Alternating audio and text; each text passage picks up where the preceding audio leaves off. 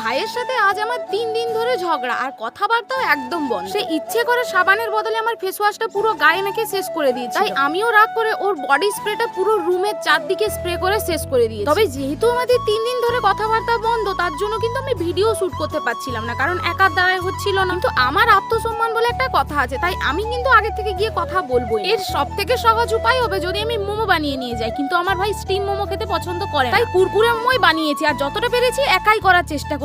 ওকে কিন্তু ছোট থেকেই দেখছি, জানি কতটা লোভী, তাই খাবার যদি দেখে যে সুড়সুড় করে চলে আসবে, এটা কিন্তু আমি আগে থেকেই জানি। রান্নাঘরে এসে 2-3 বার কিন্তু চেকও করে গেছে যে আমি আজকে কি বানাচ্ছি। আমি 1-2 বার কথা বলার চেষ্টা করেছিলাম, কিন্তু ও যেন কেন আমাকে এড়িয়ে এড়িয়ে চলছিল, তাই আমিও ভাবলাম ছেড়ে দাও। মোমো বানানো শেষ হতেই যখন পেছনে ঘুরে দেখি বসে আছে চুপটি করে, আর ফ্যাল ফ্যাল করে হাসছে আমার দিকে তাক। আমিও ওকে ইগনোর করার জন্য গোনা শুরু করলাম যে 2টো মায়ের, 2টো বাবার, আর বাকিগুলো আমার। বলতে না বলতে এসে খপ করে একটা নিয়ে পালিয়ে গেল।